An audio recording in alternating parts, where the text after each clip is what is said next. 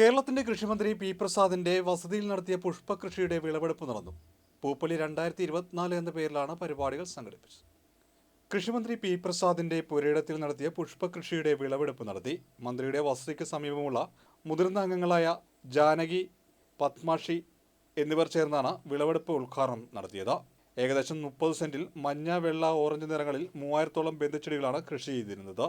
Onam season മുന്നിൽ കണ്ട് പച്ചക്കറി കൃഷിക്ക് ഇടവേള നൽകിയാണ് മന്ത്രി പൂക്കൃഷിയിലേക്ക് തിരിഞ്ഞത്. കഴിഞ്ഞ കൊല്ലത്തെ മികച്ച വിളവും ലാഭവും വീണ്ടും കൃഷി ചെയ്യുന്നതിന് ഊർജ്ജമായതായി മന്ത്രി പറഞ്ഞു. മന്ത്രിയുടെ പുഷ്പകൃഷിയോടെ നിരവധി പേരാണ് ചേർത്തലയിൽ പുഷ്പകൃഷിയിലേക്ക് തിരിഞ്ഞത്.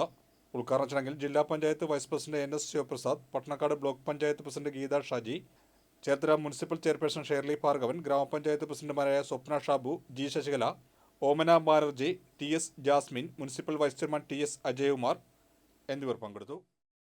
വരുന്ന ഒരു തലമുറകളെ സൃഷ്ടിച്ചെടുക്കുന്നു എന്നുള്ള ഒരു വലിയ ദൗത്യം നിറവേറ്റുമ്പോഴാണ് അത് ഏറ്റവും സന്തോഷകരമായ ഒരു കാഴ്ചയായി നമുക്ക് വരുന്നത്. അപ്പോൾ ഏത് കാര്യത്തിലും അങ്ങനെയാണ് ഉണ്ടാവുക. ഏറ്റവും സന്തോഷകരമായ കാര്യം തന്നെയാണ് ഇത്തരം വരുന്ന തലമുറകളെ വീണ്ടും നമ്മൾ സൃഷ്ടിക്കുന്നത്. ആ തലമുറകൾ ആരോഗ്യത്തോടു കൂടി ഇരിക്കുക എന്നുള്ളത് കൂടി കണക്കിലെടുക്കുമ്പോൾ നമുക്ക് ഇതിനെ പ്രാധാന്യത്തോടു കൂടി ഇതിനെല്ലാം കാണേണ്ടതായും വരുന്നുണ്ട്. ഓണത്തിൻ്റെ ഈ ആഘോഷങ്ങൾക്കിടയിൽ ഇത്രമേൽ ഒരു പ്രാധാന്യം കൊടുക്കുമ്പോൾ കൃഷിയാണ് ഇത് എന്നുള്ളത് കൂടി കണക്കിലെടുക്കേണ്ടതുണ്ട്. പൂക്കൃഷിയെയും കൃഷിയുടെ പട്ടികയിൽ തന്നെയാണ് വരുന്നതെല്ലാം. നല്ല വിളവെടുപ്പ് ലഭിക്കുമ്പോൾ സാമാന്യേന നല്ല വരുമാനവും അതിൻ്റെ ഭാഗമായി ലഭ്യമാകും. വിപണി എന്നതൊരു പ്രധാനപ്പെട്ട ഘടകമാണ് ഇവിടെയെല്ലാം.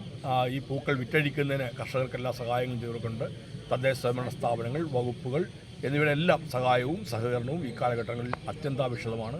അതിനെല്ലാവരോടും ഞങ്ങൾ സഹായം അഭ്യർത്ഥിച്ചിട്ടുണ്ട്.